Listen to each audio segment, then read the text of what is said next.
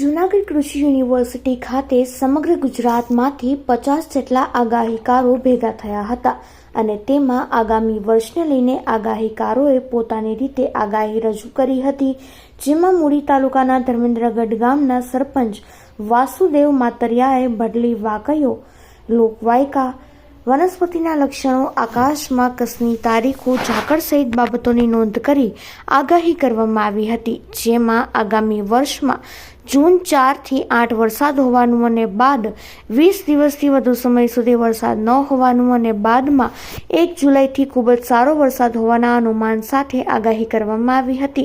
સાથે જ વર્ષમાં 2 વખત તોફાની વરસાદ સાથે વાવાઝોડું ત્રાટકશે તેમ જણાવ્યું હતું। વર્ષા વિજ્ઞાન મંડળ અને કૃષિ યુનિવર્સિટી જૂનાગઢ દ્વારા આયોજિત 31માં વર્ષા વિજ્ઞાન પરિસંવાદમાં સમગ્ર ગુજરાતમાંથી 50 જેટલા આગાહીકારોએ ભાગ લીધો હતો। જૂનાગઢ કૃષિ યુનિવર્સિટીમાં આજે 50 આગાહીકારે એક જ સ્થળે બેસી ચોમાસાની આગાહી કરી છે। મોટાભાગના આગાહીકારોના મતે વર્ષ 2025 16 આની અને પૂરતો વરસાદ આપનારો વર્ષ બનશે। ઓગસ્ટમાં થોડો ખેતરસ માટે દોરાવાળો સમય જરૂર આવશે, પરંતુ સમગ્ર વર્ષે પાક માટે અનુકૂળ માહોલ રહેશે। આગાહીકારોએ પશુ પંખીઓના વર્તન, આકાશીય પરિવર્તન, ભડલી વાક્ય અને ખગોળીય સંકેતોના આધારે અનુમાન કર્યું છે।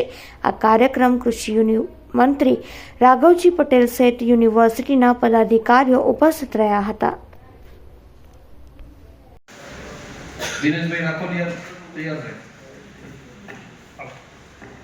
મારું નામ માતરિયા વાસુદેવભાઈ શામજીભાઈ છે।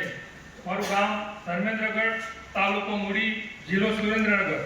આમ તો હું લગભગ 2007 થી વર્ષા વિજ્ઞાનના કાર્યક્રમમાં આવું છું અને મને આવું આગાહી કરવાનો અને આવું જાણવાનો શોખ છે।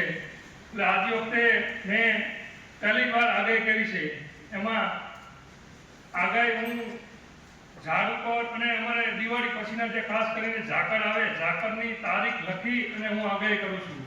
મારી તારીખ બધી ચોપડીમાં છે અને એકમાં ભૂલ છે મારી કે 60 થી 80 ઇંચ વરસાદ લખાયો છે। હું ગામડામાં રહું છું અને સાહેબ સૂર્ય કરવાનું હતું, મેં ફોન તારીખ મેં મારા ભાઈને લખાવી હતી, એટલે એ તારીખમાં જરાક ભૂલ થઈ ગઈ છે। એટલે મારા અનુમાન પ્રમાણે આ વર્ષે 30 થી 35 ઇંચ અમારા વિસ્તારમાં વરસાદ થાય અને ખાસ કરીને જૂન મહિનામાં મારી અંદાજ પ્રમાણે ઓછો વરસાદ થાય। મારી તારીખ તો 3 દિવસની છે અંદર, પણ કદાચ જાતજૂત વાવણી થાય અને જુલાઈ મહિનામાં 2 તારીખ પછી સતત વરસાદ રહેશે। અને મારી ઝાકળની જે તારીખ મેં લખી છે એમાં સૌથી વધારે મઘા નક્ષત્રમાં 3 દિવસ ભારે છે